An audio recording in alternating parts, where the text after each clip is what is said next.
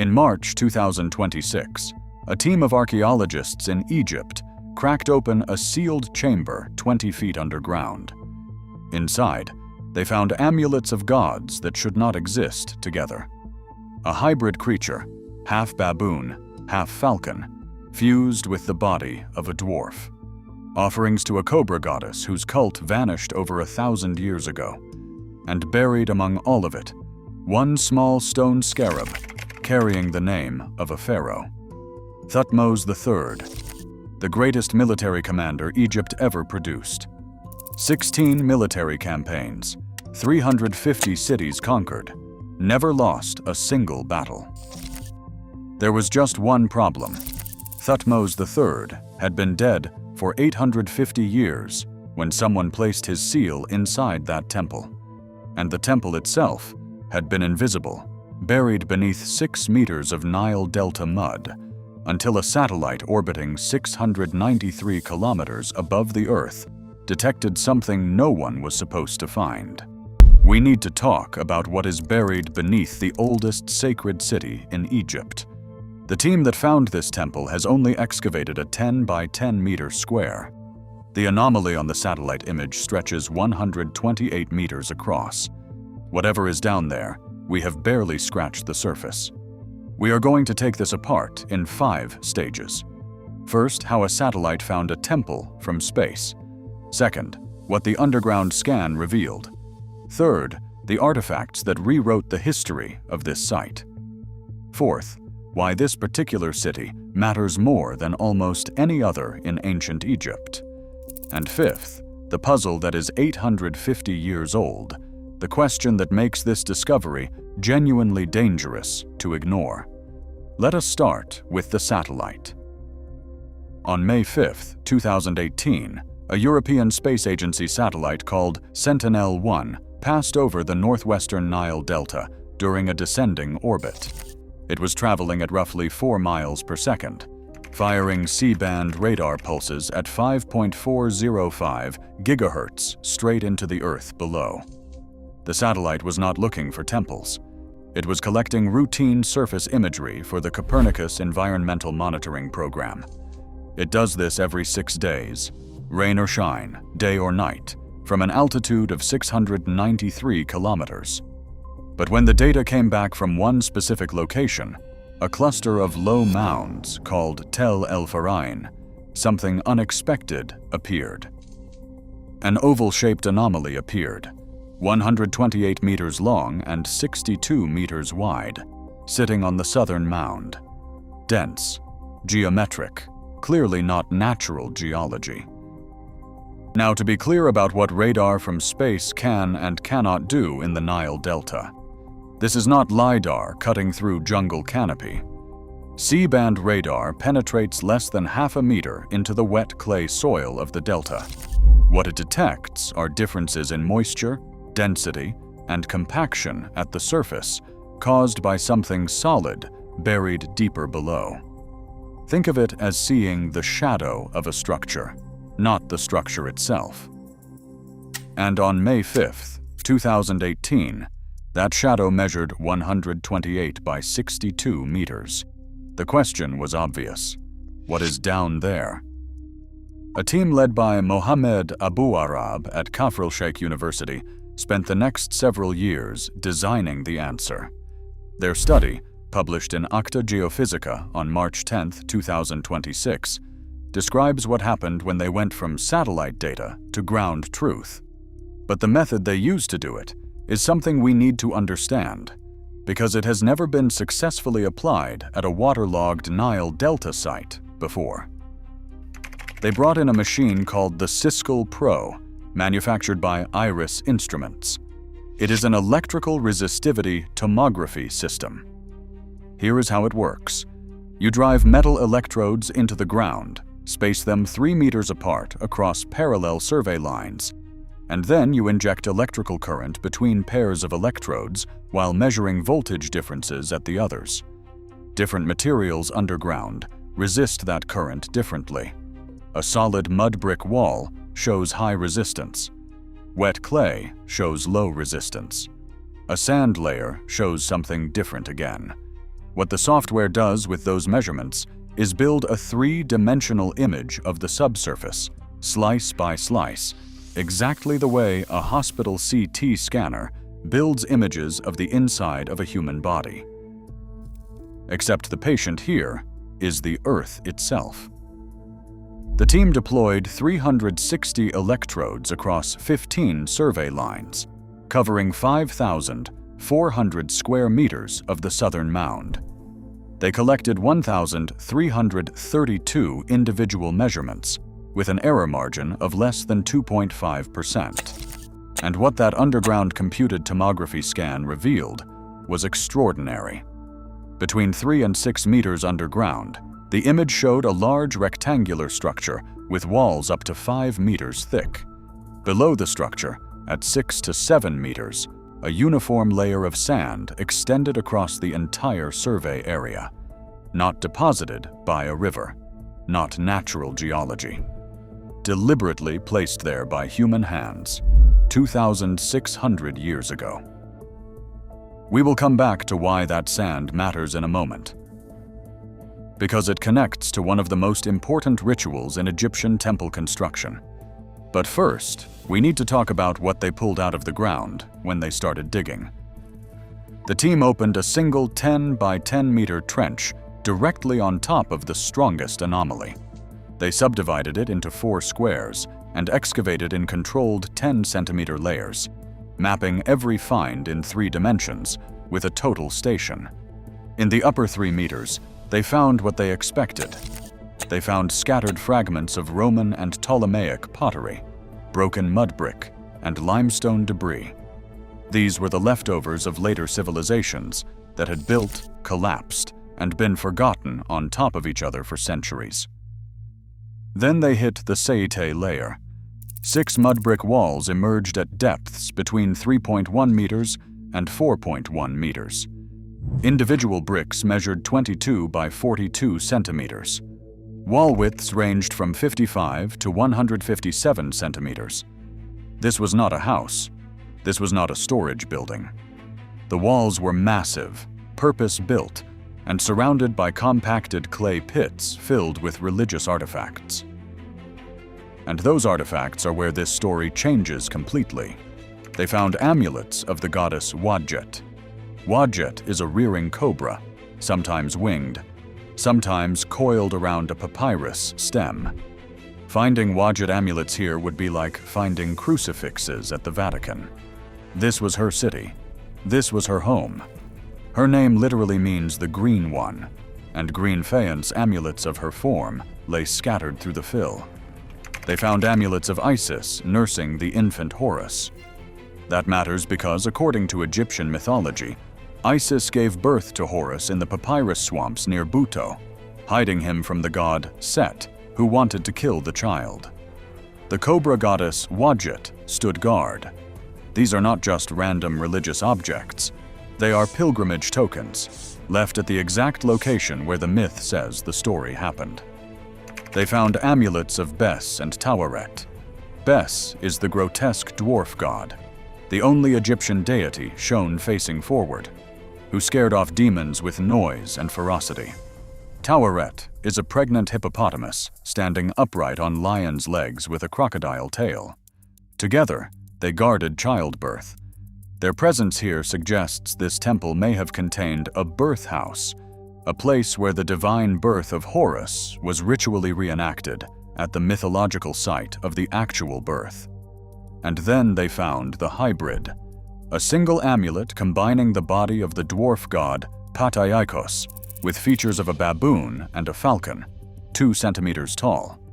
It does not look like much, but in Egyptian theology this is a weapon, a pantheos figure. Multiple gods compressed into a single object to concentrate maximum magical protection into something you can hold in the palm of your hand. The falcon represents Horus and divine kingship. The baboon represents Thoth and magical knowledge. The dwarf represents the creator god, Ptah.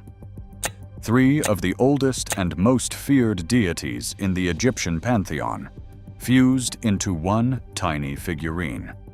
And these composite figures are characteristic of exactly one period, the Late Period, from the 7th through the 4th centuries BCE.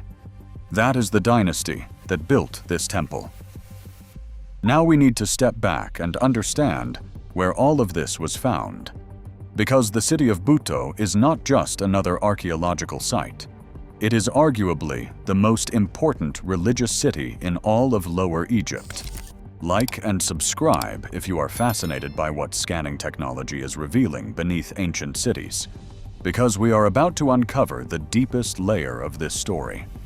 And it starts with the cobra on every pharaoh's forehead. For over 3,000 years, from the first dynasty to the last, every single ruler of Egypt wore the uraeus on their crown, a rearing cobra poised to strike, believed to spit fire into the eyes of the pharaoh's enemies. That cobra is Wadjet. Her home, her sacred city, the place the Egyptians called Per Wadjet, the house of Wadjet, is exactly where this temple was found. Buto was one half of the most important symbolic pair in Egyptian civilization. Upper Egypt had Hierakonpolis with its vulture goddess Nekbet. Lower Egypt had Buto with its cobra goddess Wadjet. Together they were called the Two Ladies, and their names appeared in the royal title of every pharaoh who ever lived.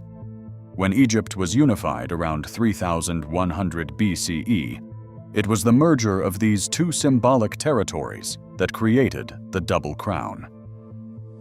The Greek historian Herodotus traveled to Buto around 440 BCE and recorded what he saw.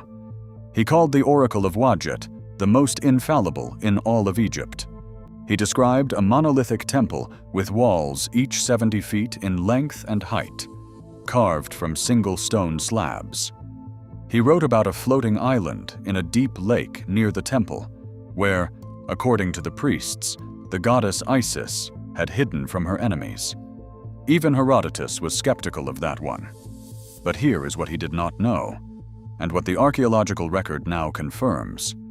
Buto was occupied continuously from roughly 3,800 BCE through the 7th century CE, over 5,000 years, and yet sometime around 2200 BCE, at the end of the Old Kingdom, the city was largely abandoned. The Nile shifted. Floods devastated the delta. For approximately 1,400 years, only the great temple of Wadjet persisted, while the city around it emptied. Then, in the late 8th century BCE, something changed. The city came back to life, and the dynasty responsible for that revival is the same dynasty that built the temple found in March 2026. The 26th dynasty, the Saite Pharaohs, the last native Egyptian dynasty before the Persians ended everything. And this is where the scarab enters the story. Among the amulets, figurines, and offering basins recovered from the sealed temple fill, the excavation team pulled out a small steatite scarab inscribed with a royal name, Men-Kaper-Re, the throne name of Thutmose III. Here is why that name stops you cold. Thutmose III ruled Egypt from 1479 BCET to 1425 BCE. He was the Napoleon of ancient Egypt, a title first given by the Egyptologist James Henry Breasted, except Napoleon lost battles, and Thutmose never did. He conducted at least 16 military campaigns, and he personally led his troops at the Battle of Megiddo in 1457 BCE, one of the earliest recorded battles in human history. He expanded Egypt's territory from the Euphrates River to the Fourth Cataract of Nubia. 350 cities fell to his armies. The temple where his seal was found dates to the 26th dynasty, roughly 664 to 500. 25 BCE. That is an 850-year gap between the pharaoh and the building. So the first question anyone asks is obvious. How does a pharaoh's seal end up in a temple built 850 years after he died? And the answer is not what you would expect, because this is not an accident. This is not a mistake, and it is not evidence of some secret timeline. Scarabs inscribed with the throne name Menkaperre were produced continuously for approximately 1,000 years after the death of Thutmose III. 1,000 years. The Egyptologist Bertrand Jaeger documented tens of thousands of surviving examples in museums worldwide. The Metropolitan Museum of Art confirms that his name continued to appear on stamp seals even into the late period, which is exactly the period of the Buto temple. The archaeologist Flinders Petrie compared these royal name scarabs to the medals of saints worn by the devout.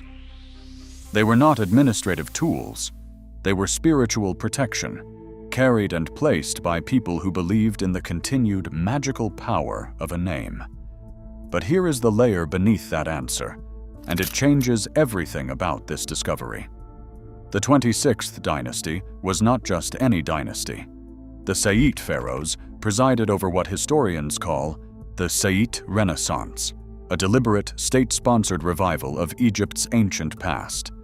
After centuries of foreign domination by Libyans, Nubians, and Assyrians, these rulers looked backward on purpose. They copied Old Kingdom art styles that had been dead for 2,000 years. Their scribes attempted to write in archaic language forms. Ancient priestly titles that had fallen out of use were revived. Temple architecture drew on traditions stretching back to the pyramid builders. And critically, the Saites showed a specific preference for 18th dynasty models, the dynasty of Thutmose III. The scholar Peter der Manuelian documented this in exhaustive detail in his 1994 monograph on Saite archaism. The 26th dynasty was deliberately reaching across time, pulling the glory of Egypt's greatest era into their own temples, their own inscriptions, their own religious objects. They were a dynasty of Libyan descent ruling from the Delta who needed to prove they were the legitimate heirs of 3,000 years of pharaonic tradition. Placing the seal of Egypt's greatest conqueror inside a new temple was not random. It was a political and theological statement. And there is one more detail that ties all of this together. The founder of the 26th dynasty, Psamtik I, personally consulted the oracle at Buto. Herodotus records the story.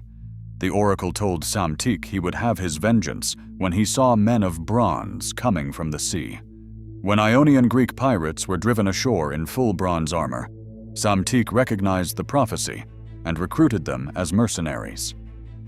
The founding myth of the last great native Egyptian dynasty begins at Buto, and now we find their temple sealed underground at the exact same site, with the seal of the pharaoh they most revered, placed among amulets of the goddess who protected their throne. But we have to ask the final question. What else is down there? Remember what we said at the beginning. The team excavated a 10 by 10 meter trench, 100 square meters. The satellite anomaly stretches 128 meters across. The electrical resistivity tomography survey covered 5,400 square meters and detected the structure we have been discussing, but the deeper layers showed something else. 14 meters below the surface, the electrical signals suggest additional structures beneath thick clay deposits. Another possible temple. Older, deeper, still untouched. The Nile Delta has been destroying evidence for millennia. Rising water tables, saltwater intrusion, land subsidence averaging 2.5 millimeters per year. The Egypt Exploration Society has cataloged 783 archaeological sites across the Delta, most of them barely investigated. Sarah Parcak, the satellite archaeologist at the University of Alabama, has estimated that less than 1% of ancient Egypt has been discovered. 1%.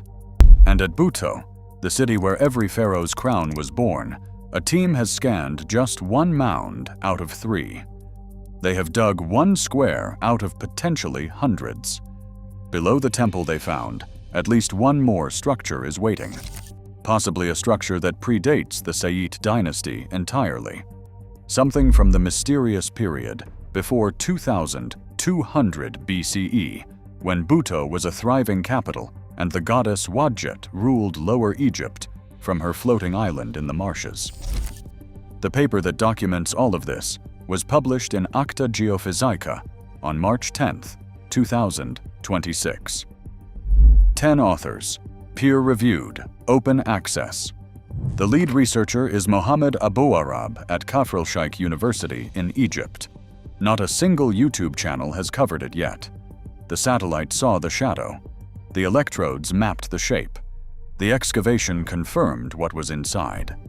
And the Scarab of Thutmose III, the man who conquered 350 cities and never lost a battle, was lying in a temple built by the last Egyptian dynasty, at the feet of the Cobra goddess, who protected every pharaoh who ever lived. 20 feet underground, 26 centuries sealed in the dark. The only reason we know about it is because a radar satellite happened to pass over the right mound on the right day, and someone decided to follow the signal. Whatever else is buried at Buto, we are not done finding it.